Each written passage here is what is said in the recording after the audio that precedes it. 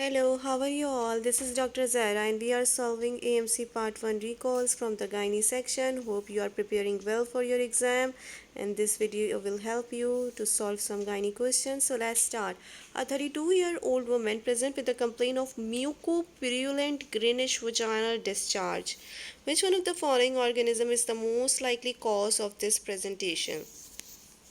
So this is the one line question only, and the important thing is to highlight is mucopurulent greenish vaginal discharge.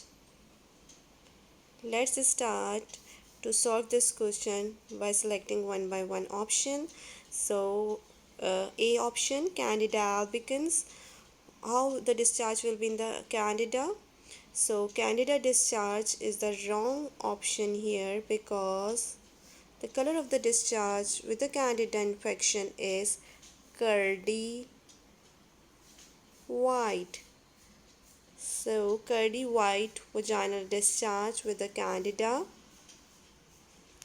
Along with there will be no mucopurulent. It will be a curdy white in Candida albicans infection. So they are highlighting the mucopurulent greenish vaginal discharge. So that's why Candida is the wrong option.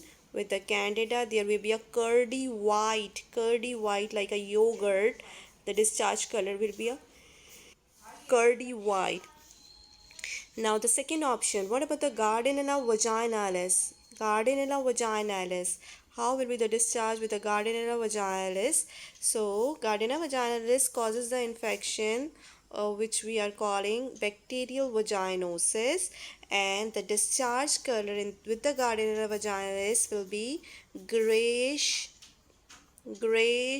white. Grayish white vaginal discharge with the foul smelling. There will be a foul smelling and the grayish white vaginal discharge, and please make a note of that point that it is not a sexually infected STI. Gardnerella vaginalis as well as the mycoplasma are not including with the STI. So it is normal vaginal flora. Whenever the excess happen, it causes the infection, bacterial vaginosis. So both the Gardnerella vaginalis and the Mycoplasma hominis is the normal vaginal flora, and in excess it causes the bacterial vaginosis. And the discharge color, remember that it will be a grayish white vaginal discharge with a foul smelling.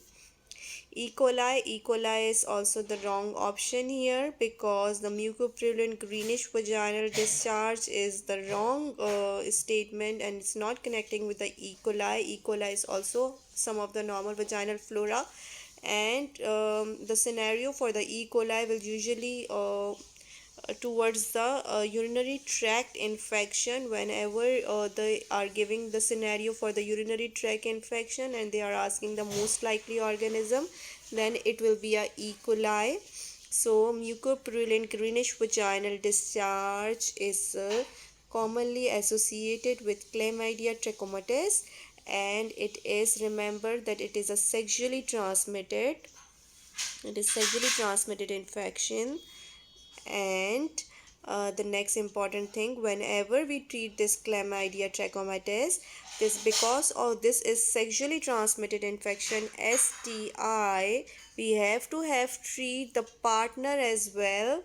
Whenever we diagnose this case as chlamydia trachomatis, because of its STI transmission, we have to treat the partner as well. So let's discuss the explanation. Correct answer is B, chlamydia trachomatis.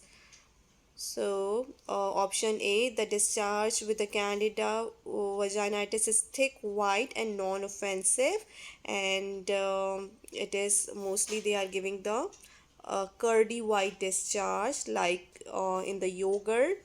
So yogurt, the discharge color will be like yogurt, and they will give you the statement that curdy white discharge, thick white curdy discharge, and it's causing the infection candidiasis, vaginal candidiasis if Candida albicans happen.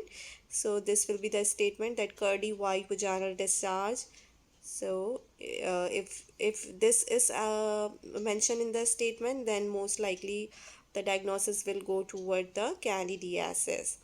What about the option C and D? They have written that Gardner vaginalis is the most common cause of bacterial vaginosis. Remember, this is not STI. Bacterial vaginosis is the normal vaginal flora. No, Gardner vaginalis is the normal vaginal flora, as well as Mycoplasma hominis is also normal vaginal flora.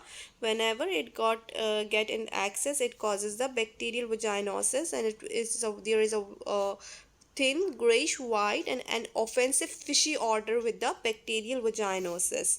So option C and D, that's why incorrect. Option E coli may colonize vagina but does not result in infection present with the greenish vaginal discharge that we already discussed.